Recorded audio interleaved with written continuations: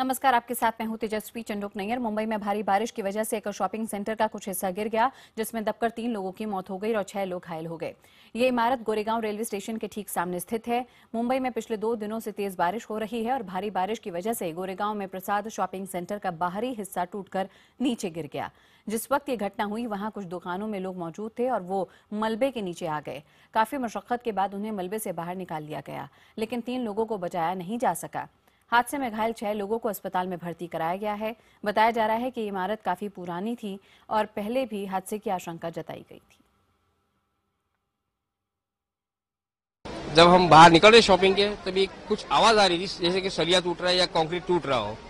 तो नॉर्मली 9 बजे के बाद सब सब्जी वाले यहाँ बैठ के अपना हिसाब किताब करते हैं, खाना खाते हैं, सब बैठते हैं रात को। नॉर्मली 50-60 लोग रोज डेली बैठते ही हैं।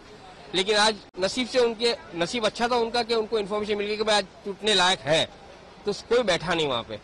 और किसी की नसीब खराब थी कि उनका दुकान चालू था, उसमें 3 जन दब के मर चुके हैं। घटना हम आपको बता रहे हैं यहाँ पे गोरेगांव की। इन तस्वीरों से आप अंदाजा लगा सकते हैं कि कितना भयानक ये हादसा रहा होगा। तेज बारिश के चलते यहाँ पे गोरेगांव रेलवे स्टेशन के ठीक सामने ये इमारत, जो कि जिसका एक हिस्सा ढह गया, और इसमें हम आपको बता रहे हैं कि इस तरह से 3 लोगों की मौत हो गई और 6 लोग घायल हो गए।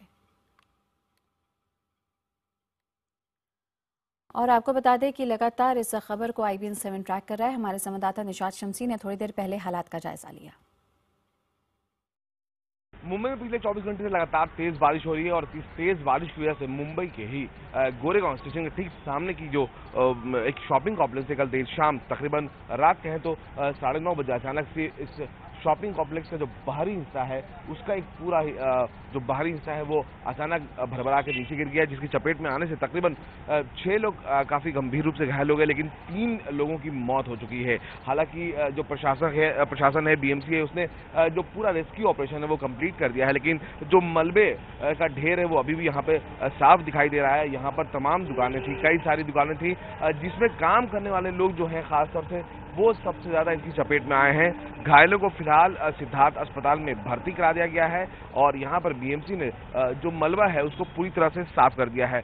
लेकिन जिस तरह से ये हादसा हुआ, कहीं ना कहीं सवाल एक बार फिर से BMC पर खड़े हो रहे हैं कि मुंबई में खास तौर से कई ऐसी इमारतें हैं जिसे काफी जर्जर और खतरनाक घोषित किया जा चुका है, बावजूद इसके उसको अभी तक इवैक्यूएट नहीं किया गया है। अगर सरकारी आंकड़ों की माने तो तकरीबन 539 ऐसी इमारतें, शॉपिंग कॉम्प्लेक्स और स्ट्रक्चर थे जो बेहद खतरनाक कैटेगरी में आते हैं, लेकिन बावजूद उसके तकरीबन 450 स्ट्रक्चर आज भी जस के तस बने हुए हैं, उसी तरह मौजूद हैं। लेकिन कल जो हादसा हुआ है इसे लेकर भी सीधे तौर पर BMC सवालों के घेरे में है। यहाँ पर जो शॉपिंग कॉम्प्लेक्स के लोग हैं उनका साफ तौर से कहना है कि इस इमारत को लेकर पहले भी कई शिकायतें की गई थी। जो बाहरी हिस्सा था काफी ज्यादा जर्जर हो चुका था और कई शिकायतों के बावजूद भी यहाँ पर इसे खाली नहीं कराया गया।